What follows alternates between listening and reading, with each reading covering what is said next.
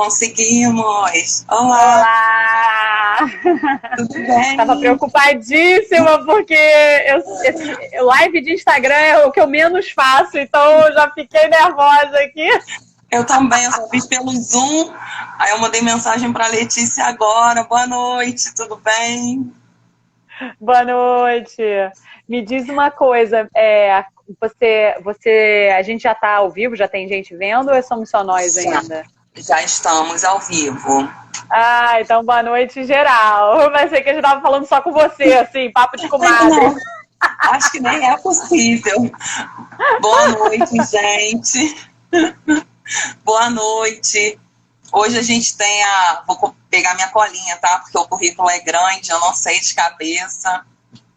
Eu sou a Silvia, né? Sou bacharel em artes visuais, especialista em linguagens artísticas, cultura e educação, UERJ, FRJ. E a Letícia hoje me chamou para bater um papo com a maravilhosa Roberta Barros, que é artista visual, mestre e doutora, né? Pelo programa de pós-graduação da UFRJ, doutoranda, pós-doc agora, né? Ou ainda está cursando? Não, já concluí. Foi pela UF, né? Maravilhosa. Roberta ganhou também o prêmio, né? Com a tese de doutorado, que virou o livro Elogio ao Toque, né? Que é um livro de referência para falar de arte e feminismo hoje, no cenário contemporâneo, né? Das mulheres artistas. E essa é a temática da live, né? Mulheres nas artes visuais. Eu queria te fazer umas perguntinhas. Sei que é um bate-papo e tudo, né? Queria saber se você quer falar alguma coisa antes de eu começar a metralhar com as minhas perguntas. Bom, eu gostaria, sim, também, de modo breve, né, para a gente poder iniciar logo o nosso ping-pong aqui. Eu gostaria de agradecer imensamente a Letícia Rosa Cabral, do SESC São João de Meriti, pelo convite. Me senti muito alegre, muito honrada e muito agradecida por ela nos conceder esse instante num momento tão difícil do nosso país, num momento de tanto retrocesso, de tanta violência contra as mulheres, né, que os índices aumentaram extraordinariamente, de modo muito dramático para as mulheres, principalmente, para crianças também, meninas, com a pandemia, com o isolamento social, com o aumento da fome, da miséria e dos índices de pobreza. Então, ter espaços como esse para fazer um debate, mesmo que seja por um instante, né? Mas com essa temática, realmente é um suspiro, é uma forma de nos encher de coragem para continuar na resistência, não é verdade? E gostaria também de agradecer aqui a audiência de todos que conseguiram a brecha para estar aqui nos ouvindo. E, claro, dizer que é um prazer enorme estar aqui com você, que admiro também imensamente seu trabalho e que, enfim, vai ser ótimo. Ai, que bom! Então, fiquei pensando em várias coisas, porque era tão plural, tanta riqueza de coisas, né, que eu queria perguntar, que a gente...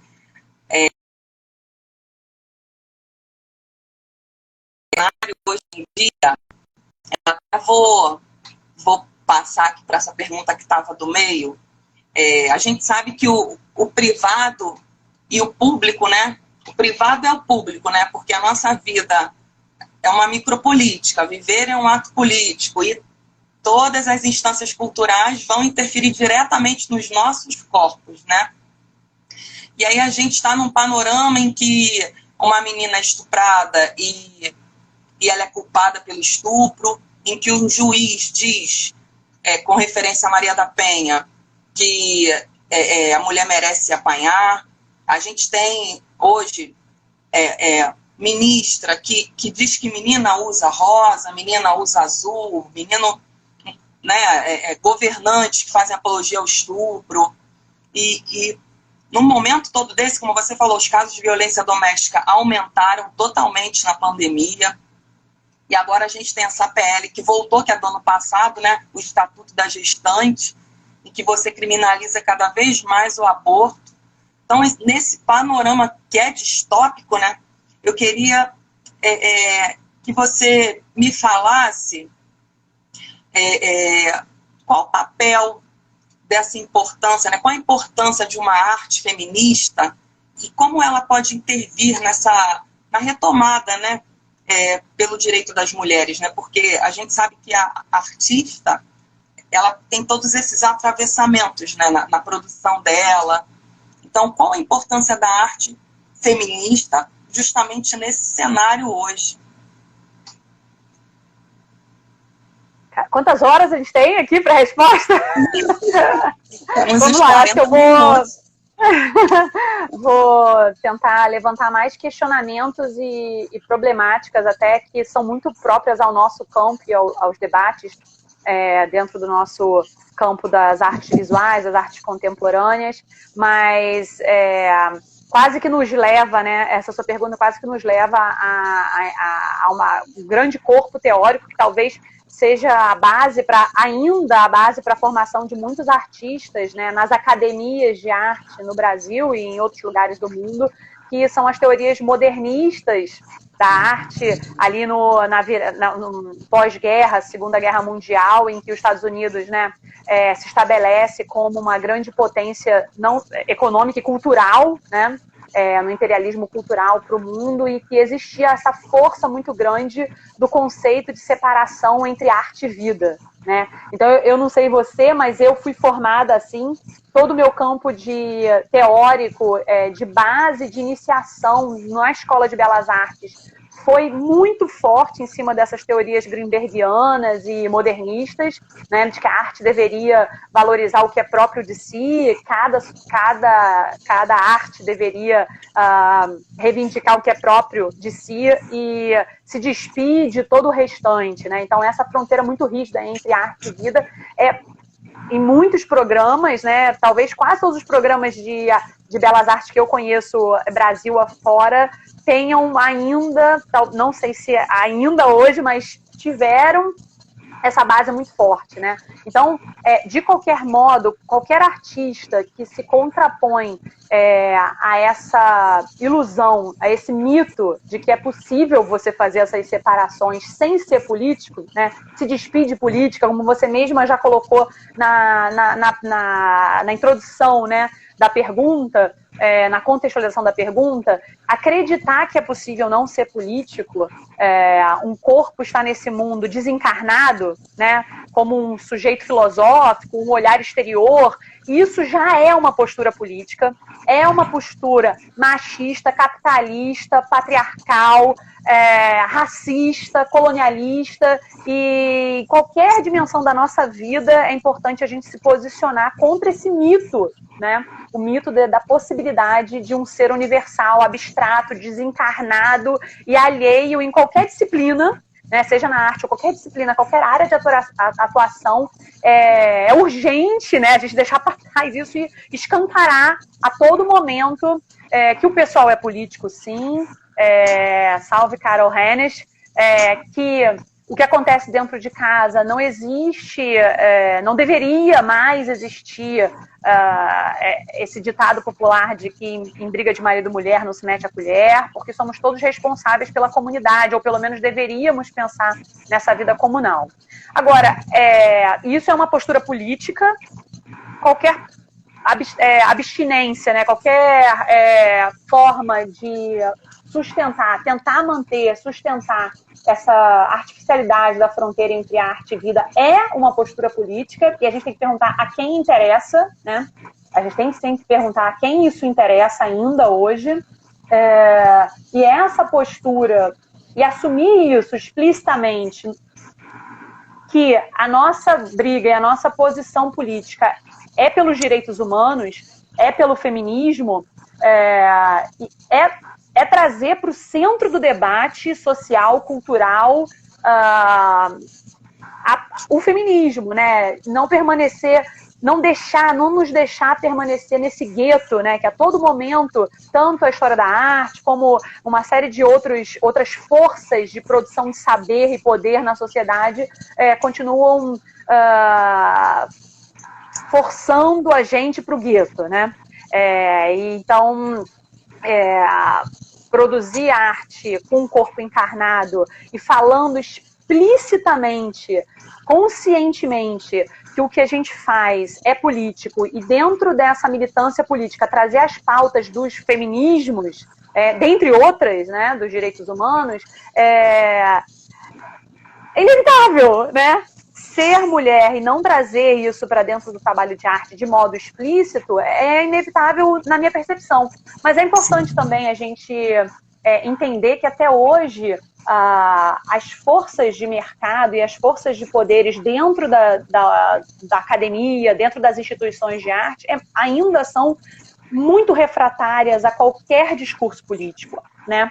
A qualquer discurso político explícito, consciente, embasado, né? Então, eu dou muitas aulas há muitos anos e não é incomum alunas virem falar comigo reservadamente e pedirem para não serem incluídas eventualmente em exposições de final de curso, em artigos, citadas em artigos, porque eu falo sempre explicitamente, né, desses temas nos meus trabalhos, nos meus artigos, nos meus textos, nas minhas aulas. Então não é raro acontecer esse tipo de coisa, ou alunas ou colegas pedirem de modo reservado para não serem incluídas de modo explícito nesses textos, nesses contextos, né? Porque muitas vezes tem essa negociação com o mercado, então são mulheres artistas que eventualmente estão entrando no mercado de arte, determinadas galerias de arte falam abertamente, olha, se você entrar numa exposição assim, com esse tema ou com aquela temática, não vai mais poder fazer parte da nossa seleção de artistas. Então, o incrível é que isso ainda acontece, né? E é uma coisa para a gente debater aqui, porque também há de se entender que o artista precisa negociar com o mercado e é importante a gente entender também o lado dessas artistas mulheres, né? Então, eu já participei de mesas de debate, rodas de conversa, em que artistas mais militantes, né, e que têm sempre abertura e enfim, a postura política de falar explicitamente sobre feminismo nos trabalhos, nas falas, nos contextos em que os trabalhos aparecem, se posicionando de modo muito enérgico em relação a essa necessidade da artista mulher sempre trazer essa militância explícita e, ao mesmo tempo, outras mulheres nessa negociação com o mercado, com as instituições de arte e de poder que adotam outras estratégias mais fluidas, mais escamoteadas, entrando em embates muito aguerridos, né? Então, isso não é incomum.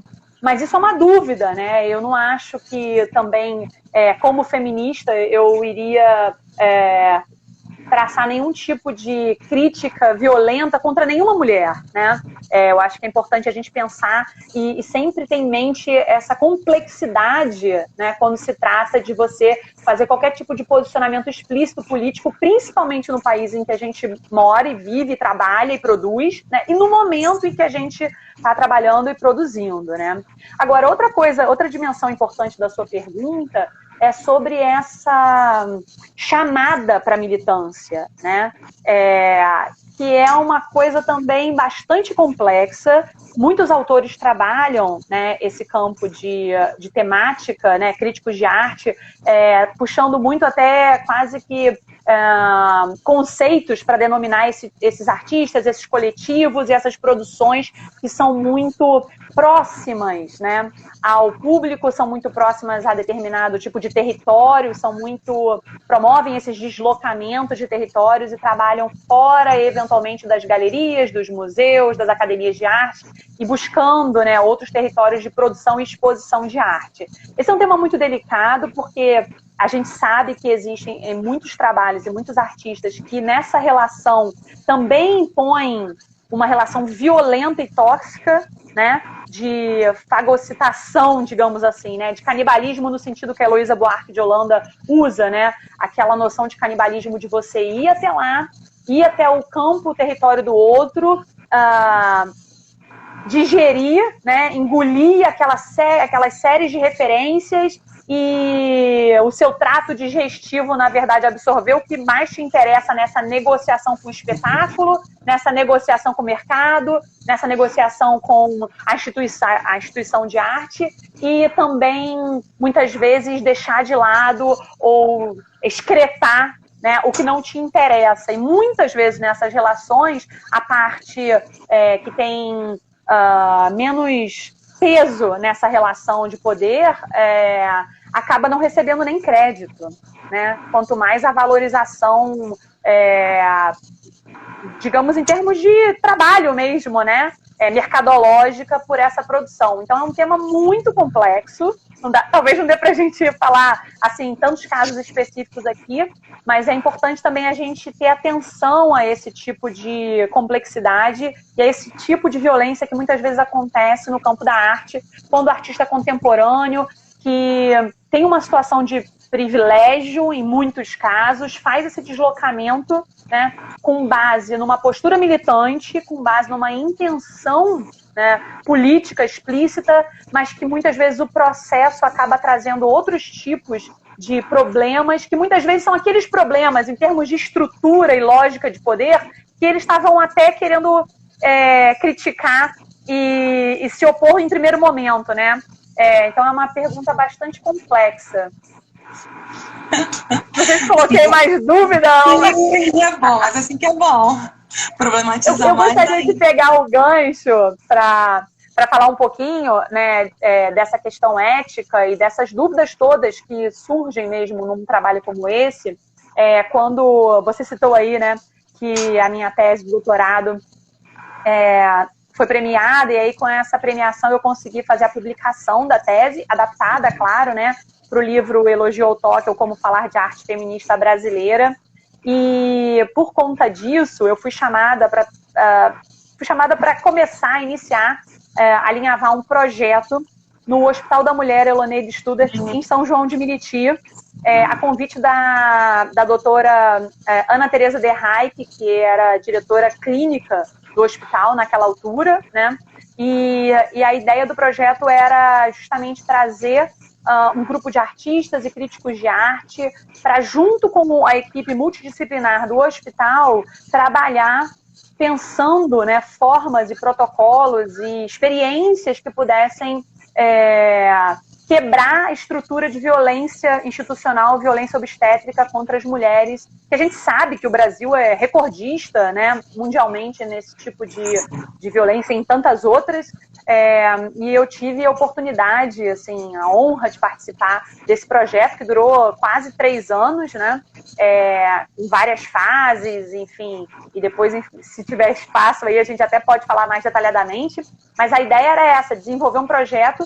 E os artistas acabaram fazendo parte de equipes médicas que tinham obstetras, anestesistas, enfermeiros, enfermeiras, e ao longo desses anos todos a gente fez plantões junto com essas equipes, e a ideia era desenvolver rodas de diálogo, trabalhos de arte que foram expostos e foram performances que foram apresentadas dentro do hospital, e só 2 anos e meio depois é que essas performances, esses trabalhos e esses artigos que foram escritos durante esse processo foram expostos numa instituição de arte na Zona Sul do Rio de Janeiro.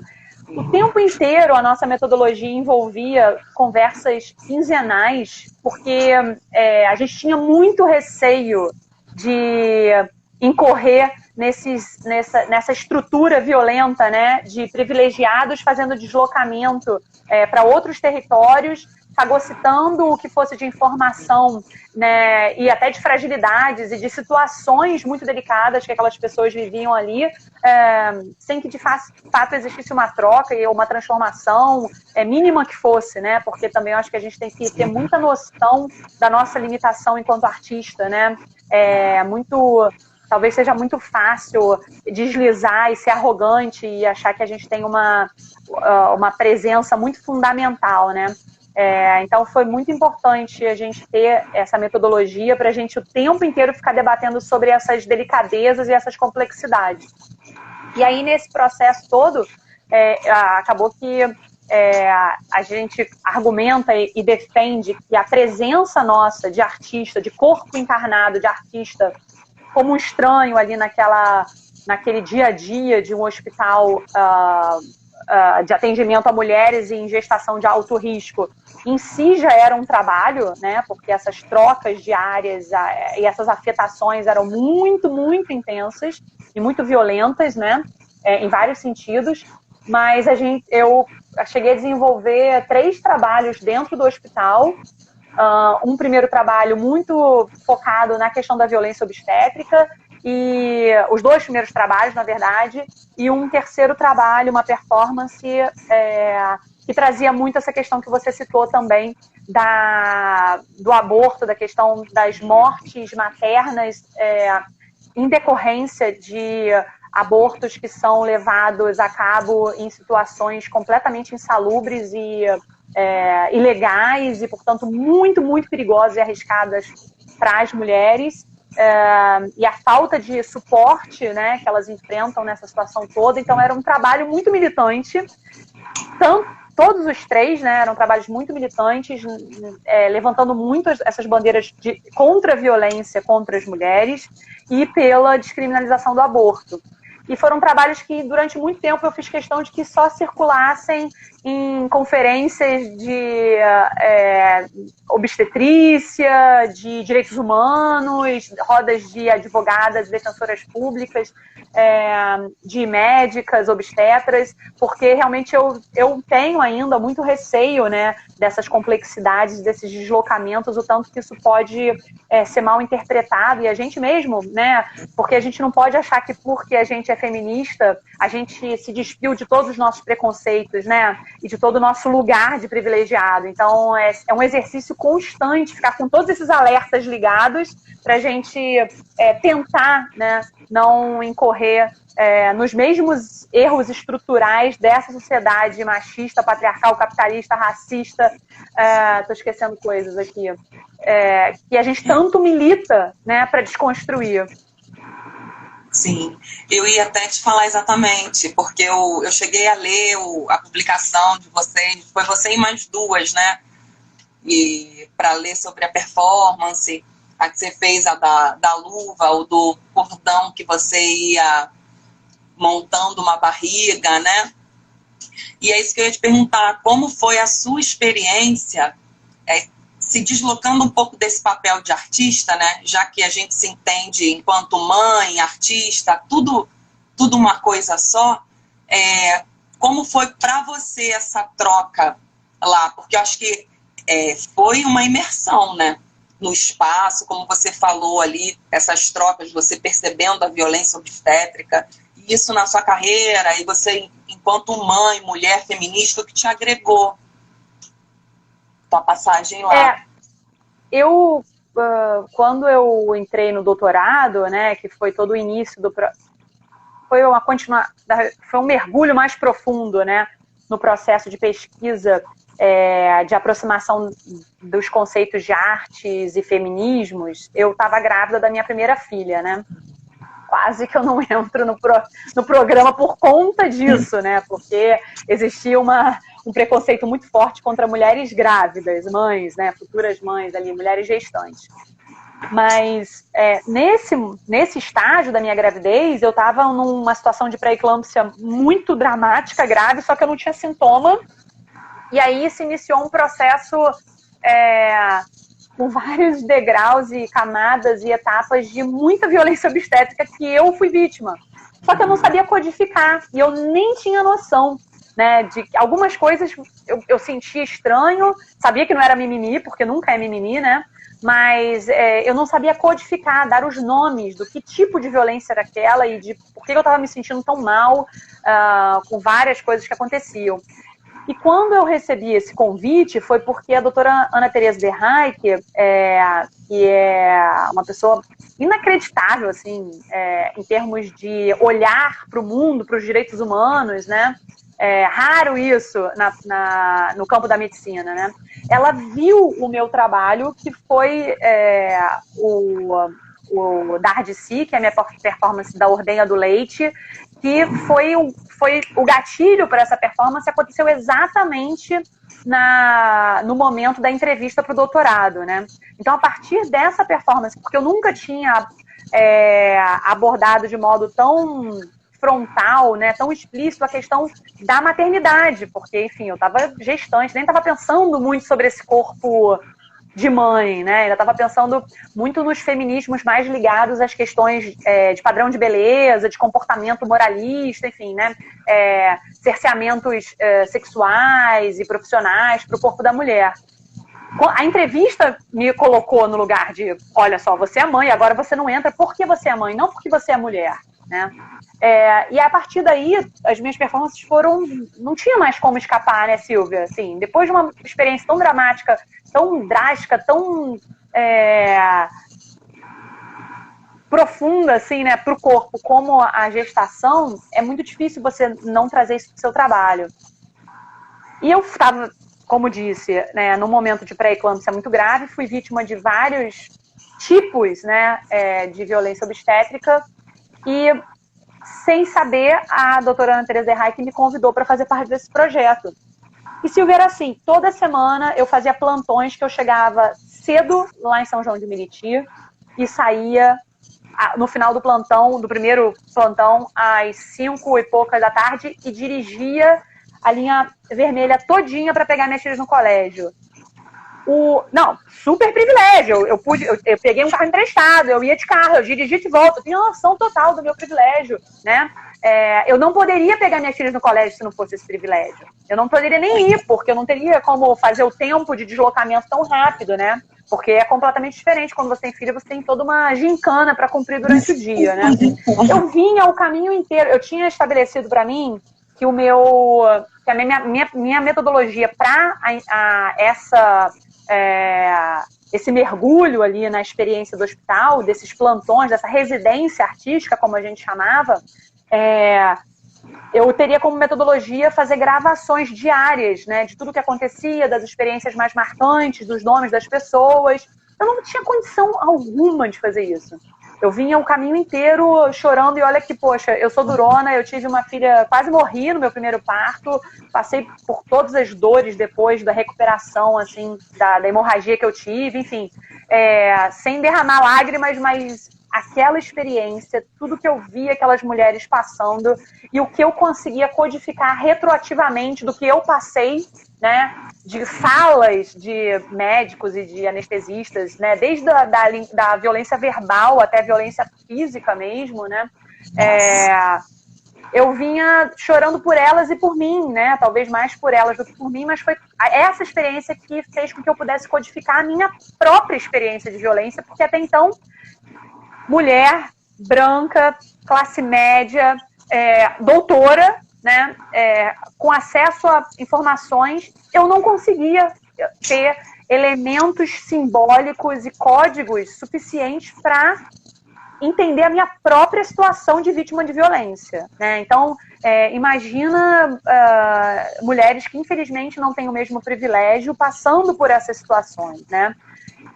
Só que a experiência foi muito complexa porque, ao mesmo tempo, eu queria perdurar a minha presença no hospital. E eu sabia que se eu, logo de cara, fosse muito explícita e muito aguerrida nas minhas denúncias ali dentro, iam cortar os meus acessos a todos os lugares que eu tinha acesso, né, por conta do projeto.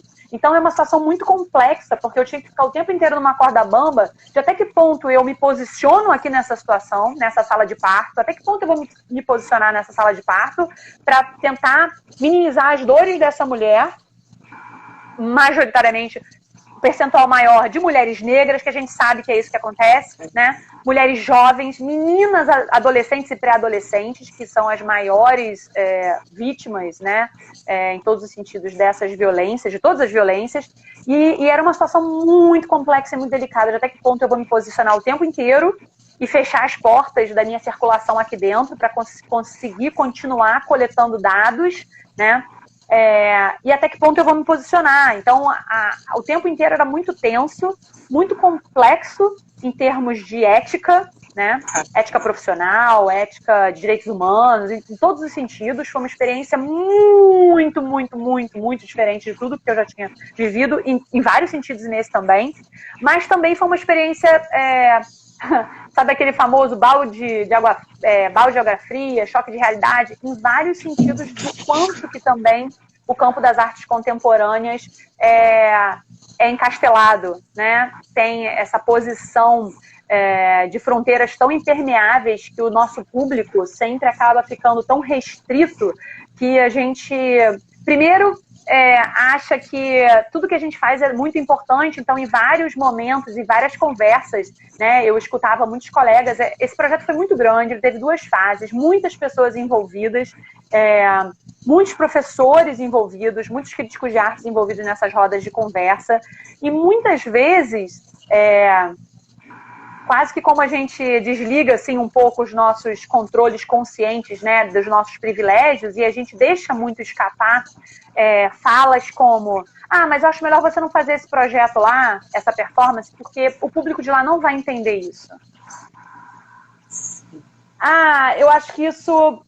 Ou então, ao contrário, isso todo mundo vai parar para ver, né? Então, ao mesmo tempo, uma infantilização, uma subestimação do público, e aí tem um lugar de classe assim, fortíssimo, um preconceito de classe muito forte, e a gente vê que se a gente, por alguns segundos, desligar os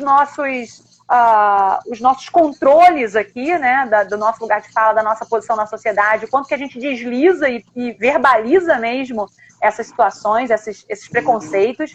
E, por outro lado, sempre uma arrogância muito grande de achar que todo mundo vai parar para ver a gente, porque a arte contemporânea é super importante. Gente, desculpa, eu estou morrendo de fome, sabe? A arte contemporânea não é importante, não é nada importante. Então, sempre foi ali uma experiência radical, no sentido de a gente se colocar no nosso lugar o tempo inteiro, né?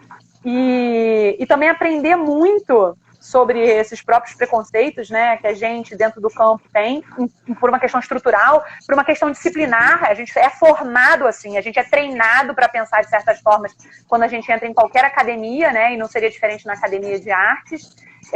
Então, foi muito importante, né, trazer para a roda de debate todas essas questões, né. Agora, foi incrível também, por outro lado, estar no meio dessa performance do tricô, que era a performance que tinha, né, uma conversa e uma denúncia explícita em relação ao aborto, né, a forma como ele é criminalizado e como ele é responsável, né, essa criminalização pela morte de muitas pessoas. Esse trabalho ele veio de muitas experiências que eu tive lá dentro, porque muitas vezes, pela minha ignorância, né, eu cheguei e me vi num contexto de histórias de mulheres que estavam chegando ali para ser atendidas depois de ter lançado mão de uma clínica ilegal, né, para fazer um aborto, e aí algumas histórias muito dramáticas que eu acompanhei durante horas ali dentro, sem saber se aquela mulher que eu estava dando a mão ou que eu estava dentro da sala acompanhando e torcendo para que ela sobrevivesse àquela violência física, né, e ali no limite da vida e da morte. Não tem como você não fazer nenhum trabalho sobre isso, né? Daí acreditar que o trabalho vai ser resposta, né, ou vai ter uma reverberação muito grande para a vida daquelas mulheres especificamente, aí é muita pretensão da nossa parte, né? Mas eu acho que é o grão de arroz, é o mínimo, é o ínfimo que a gente pode fazer, né? E também é muito perigoso quando a gente começa a debater arte nessa chave do utilitário, né? Da utilidade, da função, né? Nessa produtividade capitalista também, né? Também já começa a ficar muito complexo e complicado a gente querer, quando a gente trabalha nesse campo da arte engajada, digamos assim, da arte e comunidade, da arte e política, a gente começar a medir a eficácia de um trabalho por esse tipo de chave capitalista da produtividade, da eficácia, do retorno, das estatísticas, né? Isso me parece que aí seria também, mais uma vez, a gente escorregar numa estrutura que a gente está de antemão querendo se posicionar contra, né? Sim. Mas, sim. esse trabalho do tricô, em muitos momentos, eu fiquei 5 dias fazendo a jornada de trabalho mesmo, né? Batendo ponto. A ideia era essa, era fazer uma conversa o mais estreita possível com os feminismos marxistas, com as artistas que trabalham nessa chave, né? Do trabalho não remunerado, do trabalho da mulher, do trabalho de manutenção, do trabalho que você também trabalha muito, né, com essas referências e com essa militância. E aí a ideia era realmente bater ponto no meu plantão e tricotar o plantão inteiro. Então, a escolha pelo tricô foi proposital e consciente, no sentido de que muitas artes, muitas técnicas, muitas temáticas que foram codificadas como femininas e, portanto, inferiores, né, e não dignas de serem admitidas na academia de arte, serem consideradas arte com A maior, né, muitas mulheres artistas feministas usam essa estratégia, né, de trabalhar com cerâmica, com tricô, crochê, costura, bordado e uma série de técnicas que foram historicamente desautorizadas, né, a entrar pela porta da frente nas instituições de arte. Então essa escolha foi consciente. E todo esse tempo que eu fiquei lá, todos esses dias que eu fiquei lá tricotando, né, como você bem descreveu, tricotando uma barriga, uma gestação, né? Cada dia os meses iam avançando ali na minha gestação, para no final desfazer propositadamente, eletivamente, aquela barriga. As falas, muitas mulheres ficam horas esperando para serem atendidas, então eu tinha a oportunidade de ficar horas conversando, muitas mulheres vinham conversar comigo, muitos acompanhantes, muitos homens também vinham conversar comigo, e você fica admirada assim, com a complexidade do olhar e do acolhimento que eu tive, mas por outro lado também provocamos ali, a nossa presença também provocava muito desconforto, porque as pessoas estavam entendendo o que estava acontecendo, as pessoas estavam entendendo o que eu estava querendo dizer ali, e também, obviamente, é um tema muito polêmico, isso também traz muito desconforto, né?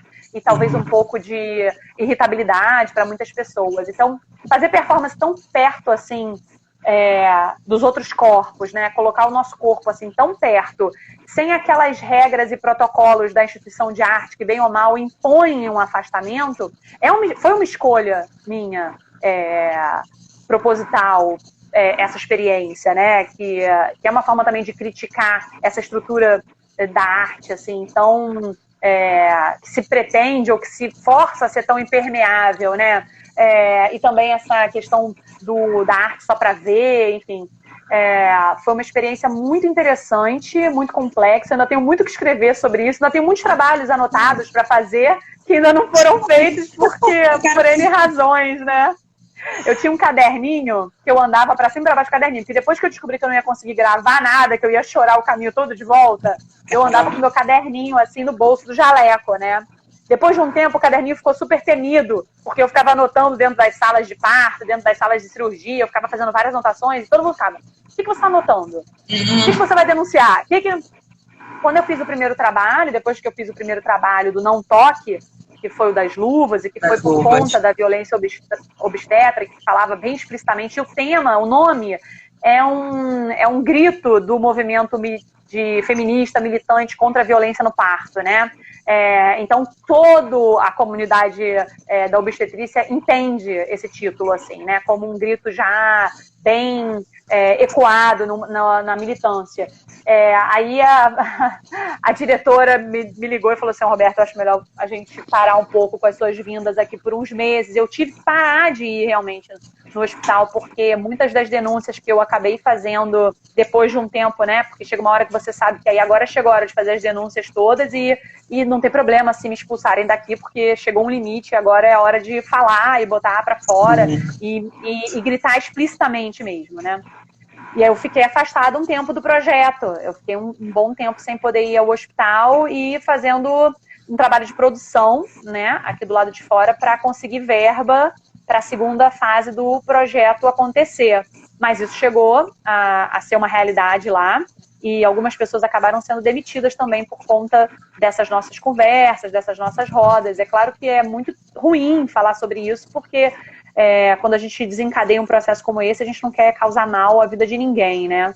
Mas, de fato, já que a gente falou que não pode falar da utilidade da arte, mas já falando, é impossível, né? Quando a gente encarna o corpo e entende esse corpo encarnado no espaço e trata os outros corpos ali também como seres encarnados, com lugar de fala, com seus privilégios, né? Com a sua cor de pele, com o seu local de residência. Quando a gente conversa sobre isso, quando a gente coloca isso na roda, né? Eles não são... a gente tira a conversa daquele lugar de poder, de que eu tenho esse poder, eu sou o foco do saber aqui, então eu falo e tudo que eu falo é a verdade, né? Existem muitas verdades. E esse debate foi muito intenso e muitas coisas se mexeram ali nesse embate entre corpos, né? Sim, até você quando falou que eles levantaram a questão do público não entender, né? Eu até fiquei pensando também nas tuas trocas com a própria equipe médica, que simbolicamente teve um acesso, né, a determinadas instâncias, já tem uma condição financeira, então provavelmente circulam por ambientes de arte, um museu. E que incômodo, né, que a arte não tenha causado para eles.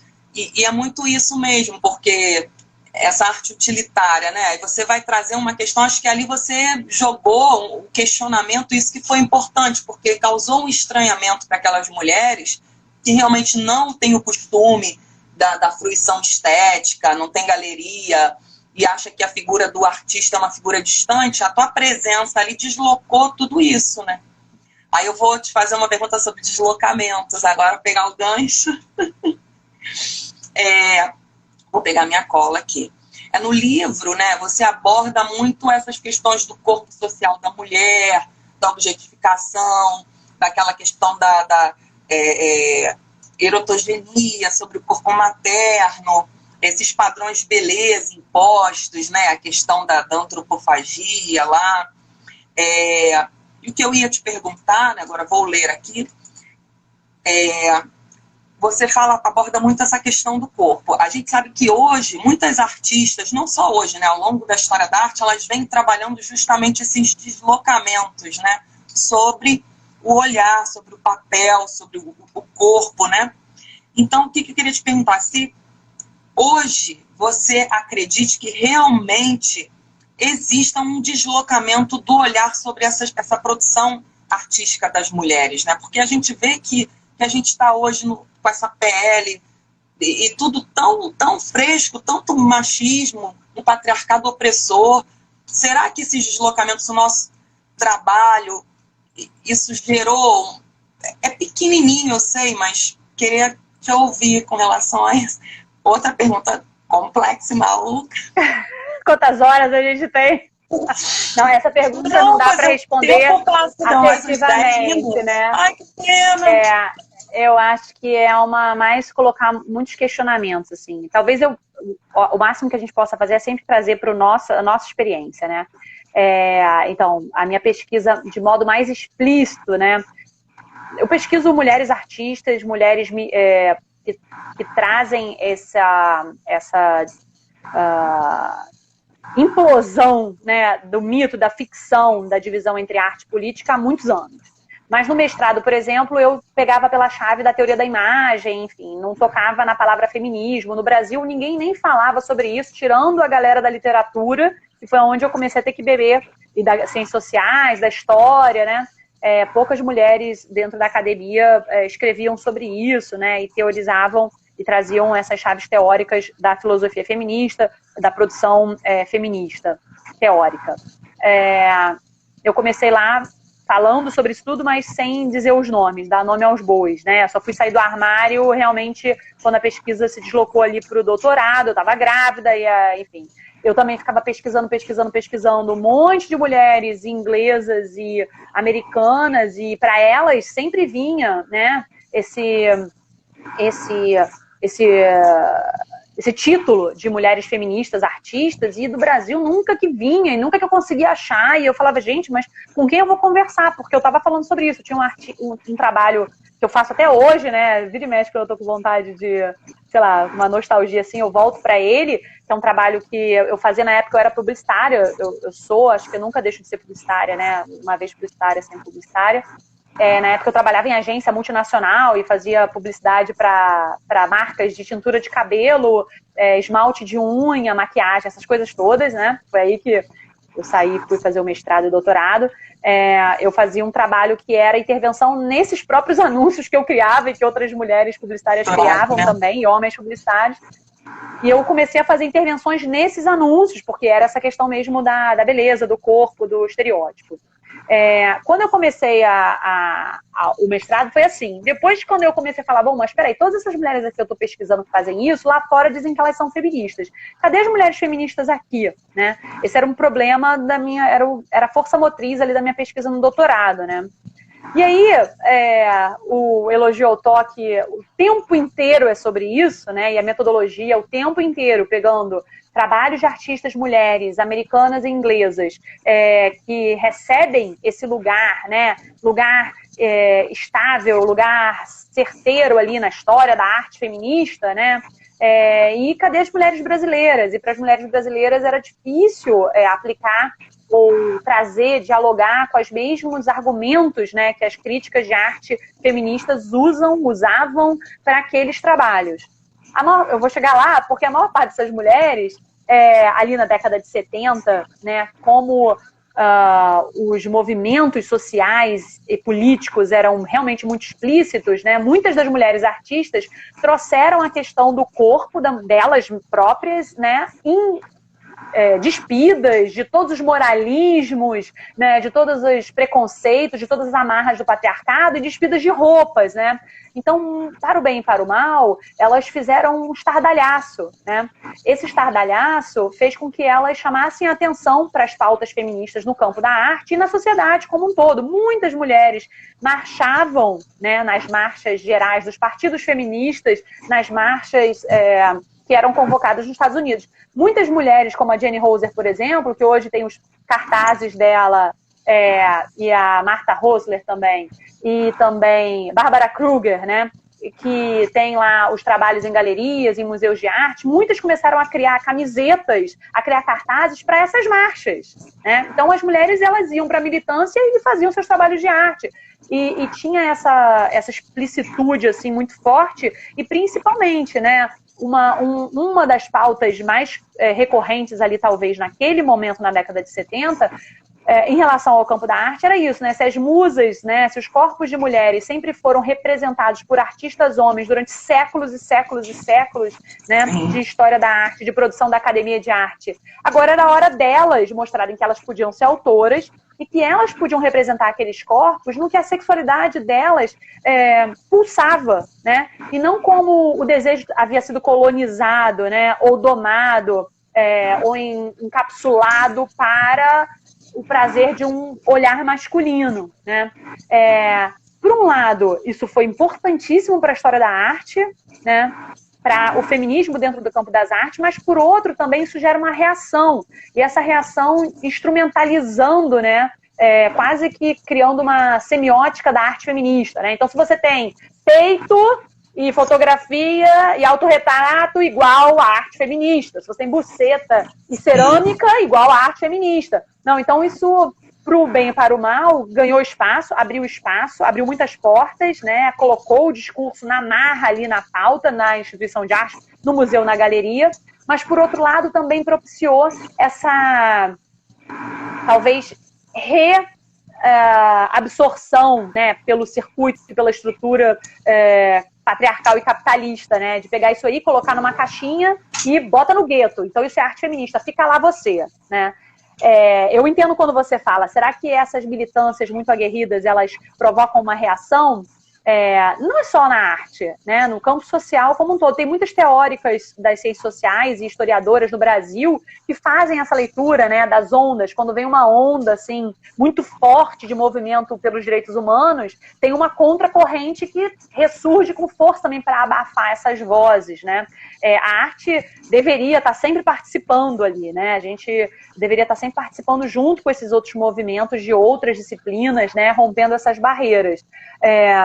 Eu lembro que, tudo isso para dizer, que eu lembro que quando eu avancei muito na pesquisa do Elogio, eu passei por esse momento, né, historiográfico, que as mulheres tiveram essa percepção e essa estratégia de o tempo inteiro usar o corpo, né, para se despir dessas barreiras todas, desses preconceitos todos. Depois, dentro do próprio movimento feminista, por conta dessa absorção da crítica de arte institucional e do mercado, de colocar essas mulheres, a arte feminista, muito nessa chave de que a nudez explícita é sempre feminista, muitas feministas, principalmente teóricas ali do final da década de 70 e 80, né, talvez mais famosas, talvez a Laura Mulvey, né, e a Mary Kelly, produzindo muita teoria e muito com a chave conceitualista ali, conceitual da arte inglesa, da academia inglesa, começaram a elas mesmas se voltarem contra as próprias colegas feministas do final da década de 60 e 70 e dizendo, olha, vocês são ingênuas, né? Vocês são ingênuas porque vocês estão dando para eles o que eles querem, né? Os homens querem ver mulher pelada e vocês continuam fazendo isso. E aí cria esse horror todo, cria essa reação toda, né? E eu lembro que quando eu acabei de escrever o elogio, eu faço eu não tinha, né, na tese, depois eu faço no final do livro quase que um apêndice, assim, para trazer isso, assim, porque eu fiquei tão convencida pelas teóricas conceituais e as artistas feministas conceituais de que isso era ingênuo e tal, que a gente acaba se eximindo de ver outras subversões que tem ali, né? Porque esse discurso de dizer que as mulheres estão sendo ingênuas porque elas estão tirando a roupa e isso é tudo que os homens querem, é a gente achar que só os observadores todos são homens, né? A gente não está falando aqui de mulheres, a gente não está tirando a roupa para outras mulheres, a gente não está falando aqui numa performatividade que envolvam outros desejos, né? E outras formas de exercer a sexualidade, né? De trabalhar esse corpo, né? Então, no final do elogio, eu começo a fazer ali uma série de perguntas de, será que a mulher precisa estar nua para entrar no MoMA, né? E as Guerrilla Girls já falam isso. Será que a mulher precisa estar nua para entrar em qualquer instituição? Será que essa arte aguerrida do início da década de 70, que as mulheres também tiraram a roupa, também foi só por isso que elas conseguiram entrar na história da arte, mesmo trazendo o feminismo, mas será que foi só por isso que elas conseguiram, porque elas estavam nuas, né? Será que elas foram ingênuas mesmo, ou será que tem mais coisa para ser lida naquela nudez ali? Será que quando uma mulher não usa essas estratégias, ela não está sendo feminista? Né? Isso é o que eu proponho ali no elogio o tempo inteiro. Será que a Ana Maria Maiolino, quando ela faz Arroz e Feijão, ela é menos feminista do que a Judy Chicago quando faz The Dinner Party? Será que Lígia Pape, quando faz It Me, a Golo, a Luxúria, ela é menos feminista que a Hannah White, que fazia uma série de performances nu, com a nudez, né, erotizando o próprio corpo dela? Será que é só pela nudez que a gente consegue trazer as pautas feministas para o campo da arte? Mas será que se a mulher trouxer essas pautas para o campo da arte pela nudez, ela está sendo ingênua? Será que ela está sendo reducionista e reduzindo o feminismo todo à nudez do próprio corpo? Será que ela está sendo essencialista de achar que a mulher precisa ter uma buceta para ser mulher e para ser feminista? Um corpo precisa ter peito e buceta para ser feminista? Será que isso é essencialismo? Por outro lado, a gente ainda vê casos atuais, né, como a gente viu agora há pouco tempo, né, Juliana Notari com a vulva dela, ainda causando tanto estranhamento. A gente fica pensando, gente, hoje em dia, né, ter ainda tudo isso. Também na Bienal de Sorocaba, com a curadoria da Daniela, a Pamela Castro fez um mural que tinha uma alusão ao Centrocore Imagery, né, a imagem central nuclear de uma vulva, de uma vagina, e também levantou polêmicas com deputados, vereadores ali locais. Eu tenho um trabalho, uma artista não legitimada, mas eu tenho onde está o clitóris também, que é a foto, o chá de buceta, a garrafa, e causa esse estranhamento hoje. Você vê as pessoas com certo... Exatamente. Coisas que lá atrás elas começaram a fazer e parece que a gente ainda está vivendo esse momento hoje, né? Roberta, exatamente. Queria muito ficar aqui, mas a live só funciona por 1 hora e daqui a pouco vão cortar a gente no meio. Estava tão bom, poxa! Queria te agradecer. Olha, foi um prazer e uma honra estar aqui contigo, Silvia. Uma honra minha. Saudade. Adorei, muito bom, muito bom. Tinha papo aí para mais umas 2 horas ou mais. Queria agradecer ao Sesc também, de São João de Meriti, né, a Letícia, e a galera que disponibilizou o seu tempo para ouvir falar de arte, feminismo, como a Roberta falou. Isso dá um respiro, dá um ânimo novo nesses tempos que a gente está vivendo, né, de pandemia. É muito bom. Obrigada, Roberta, tá? Um abraço. Eu que agradeço. Pra você. Muita saúde para todos. Fiquem bem. Você também. Beijo. Tchau, tchau. Beijo grande. Tchau, tchau.